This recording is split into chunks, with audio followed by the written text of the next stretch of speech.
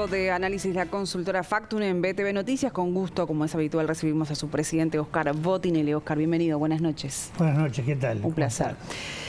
Y el tema que nos trae a esta mesa de trabajo en esta oportunidad tiene que ver con la interpelación del pasado jueves a la ministra de Economía y Finanzas, Azucena Arbeleche. Se cuestionaban algunas medidas que ha adoptado el gobierno en lo que tiene que ver sobre todo con el aumento de precios. Una interpelación que fue realizada además por la diputada Betiana Díaz del MPP, Frente Amplio.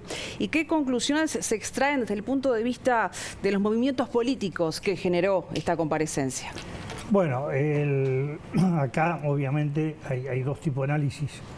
Uno sería sobre los contenidos, cuáles son las medidas del gobierno, qué propuestas hubo de distintos sectores. Recordemos que hace más de un año hubo un conjunto de propuestas de Cabildo Abierto, hubo propuestas del Frente Amplio el año pasado, hubo propuestas del Frente Amplio este año, hubo propuestas de Ciudadanos. Y bueno, eso estuvo en la interpelación, quien consideró que las medidas del gobierno comprendían mucho, poco o nada de lo propuesto por cada uno, bueno, según el color de cada uno. Y el otro tipo de análisis que nos vamos a centrar hoy es más la visión del juego político, es decir, cómo se vio el posicionamiento de los actores en una interpelación que lo que es claro es que por un lado se observa en la votación de la declaración final, aparece el oficialismo en el sentido grande, es decir, la coalición multicolor, como se le llama, y del otro lado el Frente Amplio.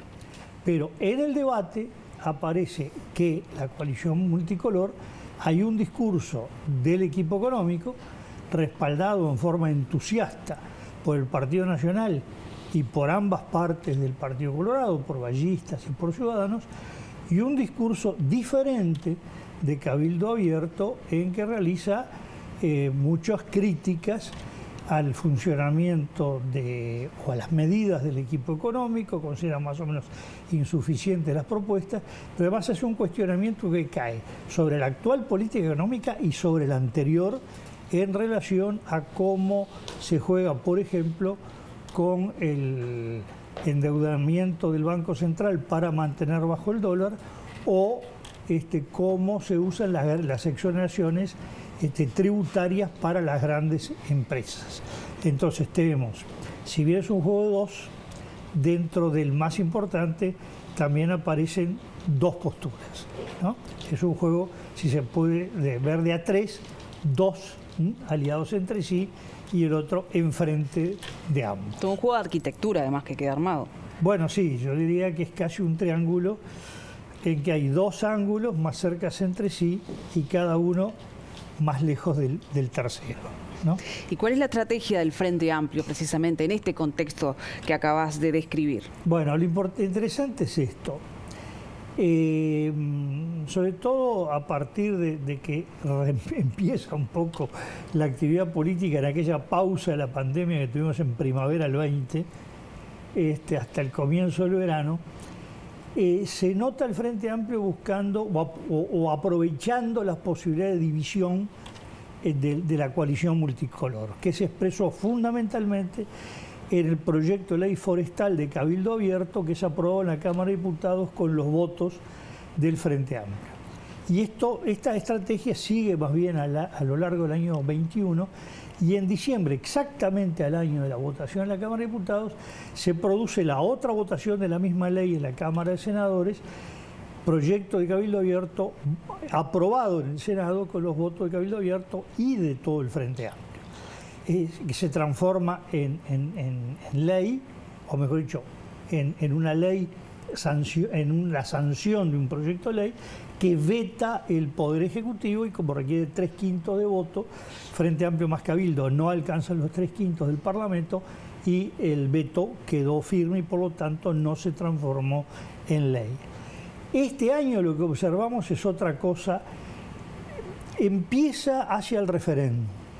Pero sobre todo después de ese resultado tan ajustado que tuvo el referéndum, que muchos, esto lo dicen todo el mundo, se asemejó mucho al balotaje de noviembre del 2019, observamos que, y otro dato, el 27 de abril, hace un mes, es el día, yo le llamo el equinoccio, en que los días transcurridos desde la elección del 19 a ese momento son los mismos que van a transcurrir desde ese día hasta el 27 de octubre de 2024. Casualmente las dos elecciones son un 27 de octubre. Entramos en la segunda etapa o en el segundo tiempo. Y para este segundo tiempo, el Frente Amplio ve, más allá de diferencias conceptuales, que las hay, son reales, que le conviene tratar de que la coalición se compacte lo más posible y que el escenario electoral hacia 2024 camine como caminó hacia el 2019 y caminó el referéndum. Dos grandes bloques, uno representado básicamente o casi exclusivamente por el Frente Amplio y otro por todos los partidos de la coalición multicolor al que el Frente Amplio quiere empujar para que no se fisure y se presente uno contra otro.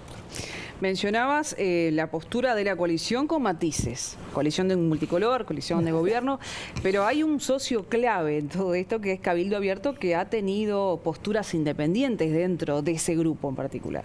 Bueno, yo lo definiría como un oficialismo crítico. Hay que entender una cosa. Es una coalición. A veces sí, la coalición Frente Amplio. El Frente Amplio es un partido. Tiene autoridades comunes, tiene congreso, claro, elige las autoridades, tiene programa que lo ajusta cada 5 años. Esto es una coalición de 5 partidos y sobre todo 3 grandes partidos, el Partido Nacional, el Partido Colorado y Cabildo Abierto, que si falta uno de los 3 no hay mayoría parlamentaria para sostener el gobierno ni aprobar las leyes. Abierto en una línea oficialista, pero con mucha independencia y crítico, sí, sobre todo en lo que tiene que ver, por ejemplo, con medidas que puedan afectar a la clase media, especialmente la independiente, los que trabajan por su cuenta, pequeños y medianos comerciantes, y al sector socialmente considerado más bajo de todos, es decir, los que trabajan por su cuenta, los que no tienen trabajos formales, los que viven de changas, que viven en asentamientos o que viven en barrios muy pobres. Hacia ahí es el que dirige mucho y en que tiene coincidencias, pero también discrepancias con el gobierno presidencial y con ambos partidos tradicionales. Entonces es una estrategia que lleva a muchas coincidencias porque es parte del oficialismo, pero también a discrepancias y algunas expresadas en votaciones distintas y otras expresadas en discursos distintos, aunque después traten de conformarse a una votación en común. Entonces, en este escenario de estrategias, ¿dónde quedan parados el Partido Nacional, el Partido Gobierno y el Partido Colorado a la vez? Bueno, el Partido Nacional y el Partido Colorado, más allá de que Ciudadanos últimamente ha jugado en una posición, no diría de oposición crítica, de oficialismo crítico como Cabildo, pero oficialismo con alguna personalidad diferenciada. Moderado, más moderado. Hagamos un matiz. Sí. Pero que se ha expresado, entre otras cosas, en las propuestas sobre medidas económicas a tomar que fueron bastante diferentes, o por lo menos mucho más que las tomadas por el equipo económico, ¿no? Pero en general el Partido Colorado está en la línea de buscar el apoyo más fuerte al Partido Nacional, al gobierno de la calle Pou, y se ha expresado incluso en algunas frases que ha salido de los colorados respecto a Cabildo, sin mencionarlo a Cabildo, pero diciendo, somos los socios confiables, somos los socios más leales. Entonces, el Partido Nacional y el Partido Colorado, en este momento, estratégicamente, están jugando como un bloque bastante sólido, y que la línea de ellos es jugar también a la bipolaridad. En ese sentido, la estrategia del Frente y la estrategia del Partido Nacional y el Partido Colorado coinciden en tratar de que no haya espacios intermedios a la confrontación mayor que tiene al Frente Amplio como una cabeza y, digamos, al presidente de la República, para ubicarlo de alguna manera, en la otra. Entonces, este juego ya se vio con mucha claridad en esta interpelación y se ve en este segundo tiempo del Uruguay, donde ya, más allá de que recién se empieza el gobierno, en el sentido que se terminó la larga pandemia, por ahora por lo menos, pero ya está a la vista las elecciones, ¿no? Sí, sin duda, bien descrito el equinoccio, me gustó, es una palabra que aplica entonces. Oscar, por hoy muchas gracias, te esperamos la semana que viene con un nuevo análisis de Factum. Cómo no, el jueves estaremos en el informativo. Perfecto. De mediodía. Bien, allí entonces te esperarán Natalia Gemelli y Nicolás González. Presidente de Factum, Oscar Botinelli en BTV Noticias.